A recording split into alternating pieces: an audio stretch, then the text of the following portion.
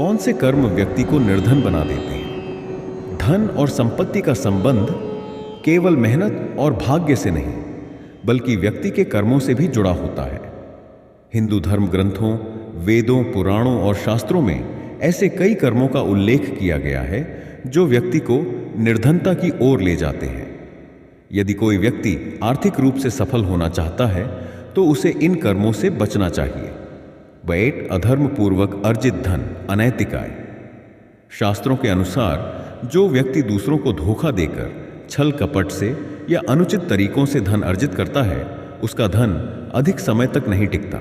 यह धन किसी न किसी रूप में नष्ट हो जाता है, जैसे चोरी किया हुआ धन किसी और को मिल जाता है। भ्रष्टाचार से कमाया हुआ धन किसी न किसी कारण से खर्च हो जाता है। अनैतिक व्यापार से कमाई हुई संपत्ति परिवार में क्लेश और आर्थिक संकट लाती है।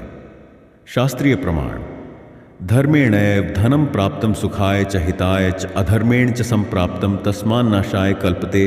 और जो धन धर्म पूर्वक अर्जित किया जाता है वह सुख और लाभ देता है, लेकिन अधर्म से प्राप्त धन अंततः नष्ट हो जाता है। 2 अपव्यय, फिजूल खर्ची और विलासिता। यदि व्यक्ति अपने धन का उपयोग उचित कार्यों में नहीं करता और उसे फिजूल खर्च करता है तो वह शीघ्र ही निर्धन हो सकता है। अनावश्यक चीजों पर खर्च करना, शराब, जुआ, असंयमित जीवन शैली और गलत आदतों में लिप्त रहना व्यक्ति को कंगाली की ओर ले जाता है। उदाहरण: महाभारत में युधिष्ठिर को जुए की लत ने पूरे हस्तिनापुर का राज्य गंवा दिया था। वर्तमान समय में अनियंत्रित खर्च और उधारी की आदत व्यक्ति को दिवालिया बना देती है। शास्त्रीय प्रमाण: यह संयमम न जानाति वित्तम तस्य न तिष्ठति। जो व्यक्ति संयम नहीं रखता उसका धन स्थिर नहीं रहता। 3 आलस्य और परिश्रम की कमी। जो व्यक्ति परिश्रम से जी चुराता है वह कभी धनवान नहीं बन सकता। हिंदू धर्म ग्रंथों में कहा गया है कि मेहनती व्यक्ति को लक्ष्मी का आशीर्वाद मिलता है, जबकि आलसी व्यक्ति को गरीबी और अपमान झेलना पड़ता है। उदाहरण: श्री कृष्ण ने अर्जुन को कर्म करने की सीख दी। कर्मण्येवाधिकारस्ते मा फलेषु कदाचन। रामायण में कैकेयी का पुत्र भरत परिश्रम और संयम से राज्य का संचालन करता है, जबकि रावण अहंकार और आलस्य में पड़कर नष्ट हो जाता है।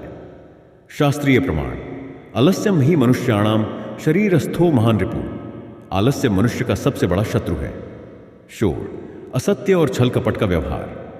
झूठ बोलने, धोखा देने, अन्याय करने और कपटपूर्ण व्यवहार करने से व्यक्ति को अल्पकालिक लाभ तो मिल सकता है, लेकिन दीर्घकालिक रूप से वह आर्थिक संकट में पड़ सकता है। उदाहरण: दुर्योधन ने छल कपट से पांडवों का राज्य छीन लिया, लेकिन अंत में वह खुद ही विनाश को प्राप्त हुआ। जो व्यापारी अपने ग्राहकों को धोखा देते हैं वे कुछ समय बाद अपनी साख खो देते हैं और व्यवसाय में घाटा उठाते हैं। शास्त्रीय प्रमाण: सत्यम वद धर्मम चर। सत्य बोलो और धर्म का पालन करो। 5 माता पिता और गुरु का अनादर। जो व्यक्ति अपने माता पिता, गुरु और बुजुर्गों का अपमान करता है वह धीरे धीरे निर्धनता की ओर बढ़ता है। ऐसे व्यक्ति के जीवन से लक्ष्मी का वास समाप्त हो जाता है और उसे धन हानि होती है। उदाहरण: श्रवण कुमार के माता पिता को दुख देने के कारण राजा दशरथ को भयंकर कष्ट झेलने पड़े। जो संतान अपने माता पिता की सेवा नहीं करती वह मानसिक और आर्थिक संकटों से घिर जाती है। शास्त्रीय प्रमाण: मातृदेवो भव, पितृदेवो भव। माता और पिता देवतुल्य हैं। 6 दान और धर्म के कार्यों में रुचि न लेना। जो व्यक्ति अपने धन का उपयोग केवल स्वयं के लिए करता है और गरीबों, जरूरतमंदों, ब्राह्मणों या धर्म कार्यों में योगदान नहीं देता, उसका धन धीरे धीरे नष्ट हो जाता है। धन का एक भाग सदैव परोपकार में लगाना चाहिए, तभी वह स्थायी रूप से फलदायी होता है।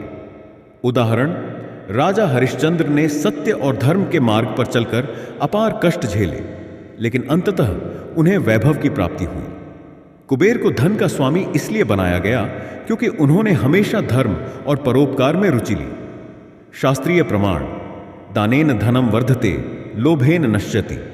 दान से धन बढ़ता है, लोभ से नष्ट होता है। 7 दुष्ट संगति और अधार्मिक आचरण। यदि व्यक्ति बुरी संगति में रहता है और अधार्मिक आचरण करता है तो उसका धन नष्ट हो जाता है। जुआ, शराब, चोरी, हत्या और अन्य अनैतिक कार्य धन के विनाश का कारण बनते हैं। उदाहरण, रावण ने अधर्म और अहंकार के कारण अपना पूरा राज्य खो दिया। कई ऐतिहासिक राजा बुरी संगति के कारण अपने राज्य और धन का नाश कर बैठे। शास्त्रीय प्रमाण, सज्जन संघः कस्य न शोभते। अच्छे लोगों की संगति सबके लिए लाभकारी होती है। निष्कर्ष, व्यक्ति की निर्धनता का मुख्य कारण उसके गलत कर्म होते हैं। यदि कोई आर्थिक रूप से समृद्ध होना चाहता है तो उसे निम्नलिखित बातों का ध्यान रखना चाहिए। धर्म पूर्वक धन अर्जित करें, फिजूल खर्ची और विलासिता से बचें, परिश्रम और ईमानदारी को जीवन का आधार बनाएं, माता पिता, गुरु और बुजुर्गों का सम्मान करें, दान और परोपकार के कार्यों में रुचि लें, सत्य और नैतिकता का पालन करें, अच्छे लोगों की संगति करें और बुरी संगति से बचें। यदि व्यक्ति इन सिद्धांतों का पालन करता है तो लक्ष्मी का आशीर्वाद सदैव उसके साथ रहेगा और वह कभी भी निर्धनता का शिकार नहीं होगा।